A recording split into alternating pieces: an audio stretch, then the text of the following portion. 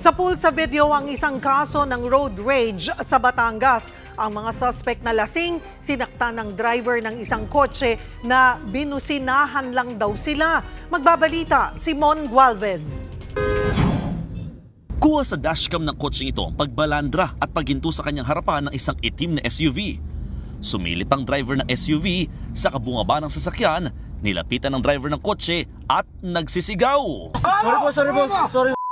Hindi ko na po kasi nakita. Hindi po. Puwersahan niya nang binuksan ang pinto ng kotseng may dashcam at maririnig ang pananakit sa driver nito. Yabang mo! Hindi po. Kanina ka pa. Mangilala ka! Kahit may sino ka pa. Hindi po. Sorry po. Maayos sa utaan! Sorry po.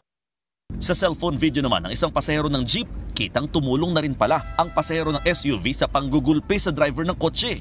Binubugbog na rin ang nakakotse. Binusinahan ito ng jeep pero nilapitan din ito ng isa sa mga lalaki. Ano problema mo? Ito ang panaligtan yan? Boss, naka-video kayo, boss. Ano? Nakiusap na ang mga sakay ng jeep na huwag nang patulan dahil may mga pasaherong bata. Kaya wala nang nagawa ang jeep ni driver kundi umalis.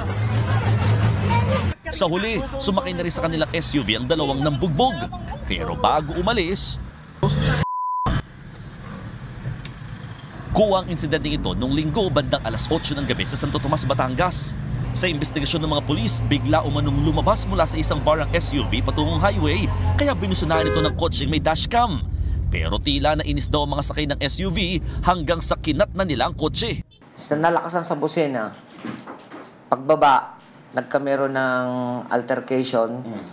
Tapos, dahil nga itong dalawang suspect nito ay galing doon sa inuman, doon na nagsimula yung sakitan. Hanggang ngayon, nakakonfine pa rin sa ospital ang 20 anyos na biktima.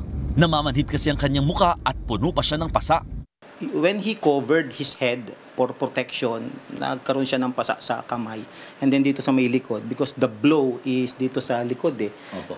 And he remembers the number of blows. He said, it's 8, Daddy, it's 8.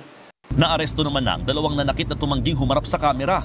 Git nila, nadala lang daw sila ng emosyon. Nais daw ng mga nanakit na makipag-areglo na lang. Pero sabi ng ama ng biktima, nagbanta pa nga umano ang mga ito nang makaharap sila sa presinto. Sinabi sa kanya na pag nakalabas ay bubugbugin siya. Whenever na maririnig niya, nung sinama namin siya sa sasakyan, pag nakakarinig siya ng busina, gumaganon siya eh. Nagmo-move yung kanyang In fact, ayaw niya nang gamitin yung kotse.